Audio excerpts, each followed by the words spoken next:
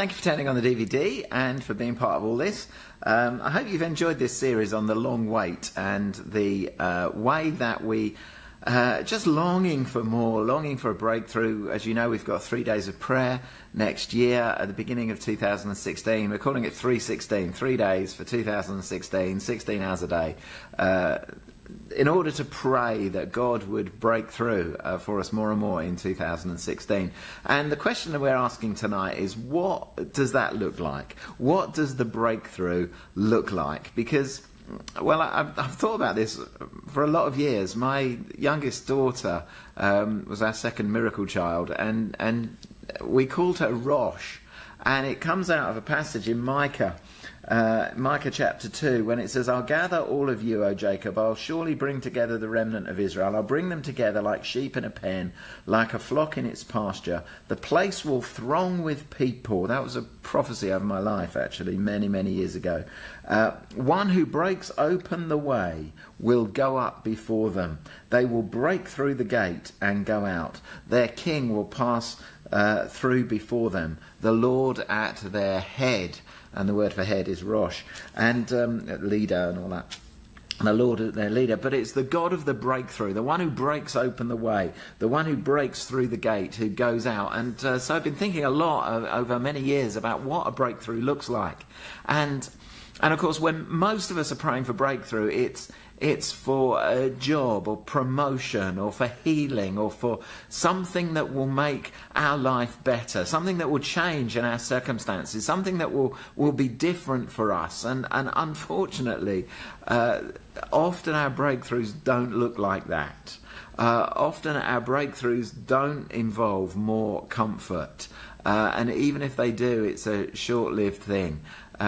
So for many believers in the scripture, the breakthrough didn't lead to ease. It didn't lead to comfort. It led to more responsibility, more opportunity, because God is much more concerned about the kingdom than he is about my personal circumstances, I think, very often. Not that he isn't concerned about me. He loves me like a father, like the best father you could ever have, but there are other agendas that if we're sold out for Jesus, then actually our comfort, the breakthrough, doesn't necessarily help us. So the breakthrough in Philippi led to Paul being arrested. The breakthrough in many of the churches in Revelation comes because John's in prison. The breakthroughs are not for our comfort. There's all sorts of examples in Scripture, because God is more concerned about us than our comfort. So the breakthrough for David is David repenting of his sin. The breakthrough is not about me. It's for John Mark being restored to ministry after falling out. The breakthrough for Peter is Peter recognising that he has failed his Lord, and Jesus looking at him and calling him out and restoring him. And it's that relationship with God, it's that repenting of our sin, it's that turning away from unrighteousness, it's that pursuing Jesus, it's developing our ministry. That's our breakthrough. And in those cases, that was true too. Our breakthrough is often not around our own comfort and our own ease. Another thing is that our breakthrough is very often a long time coming, and that's hard. It's hard for us to wait. Samuel talked about this last week, and maybe you want to talk about how you wait for the breakthrough. But when Joseph was in jail and his mate, he had the dream interpretation for his mate, and his mate is released, he forgets about Joseph, and his breakout is longer coming. For Caleb and Joshua, as they investigate the promised land, they see the potential, they believe for victory, they declare to the people that they can do it, and yet their breakthrough is delayed for 40 years as they wander around the wilderness. Even Daniel, in his prayers for restoration for the people of Israel back to their homeland, that was delayed for 21 days when he was praying because of the angelic battle that was going on.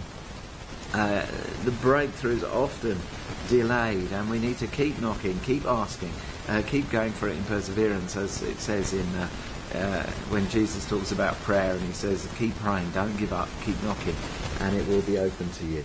What sort of breakthrough are we looking for? Normally it's smaller than we think. Often the breakthrough is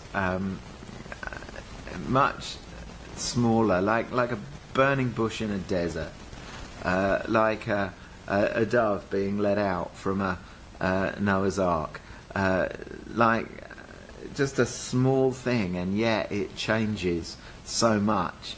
The scripture says, doesn't it, that with my God I can scale a wall. Well, if you do that, you're only 6 inches further forward. The breakthrough is small very often, but it has enormous repercussions.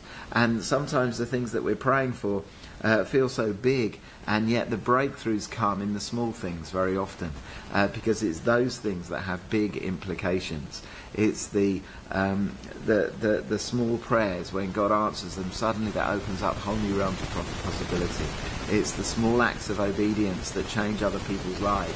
It's the small word of encouragement that brings light into a situation. It's the small things that are our breakthrough very often, not the big things that we're hoping for and praying for.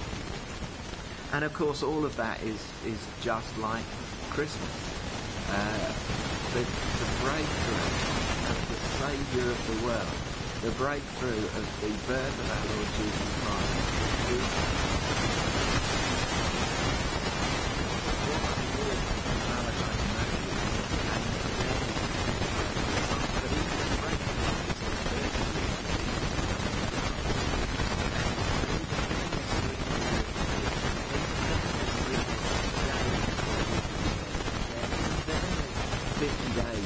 before Pentecost, and even then there's decades before the good news gets to Europe, not to Europe, but to England. The breakthrough's a long time coming, and as we look at a baby in a manger at Christmas, we recognise the hopes of all the years are met in this tiny little bundle, because the breakthrough is often smaller than we think. This tiny scrap of flesh, this tiny little mite of life, in him is the breakthroughs that we're needing, and the breakthrough is often smaller than we think. And of course it wasn't for our own comfort, it was for carrying a cross and crucifying ourselves, counting ourselves dead to sin but alive to God. It wasn't for Joseph's comfort, he loses his job as he flees to Egypt. It wasn't for Mary's comfort, she gave birth in someone else's home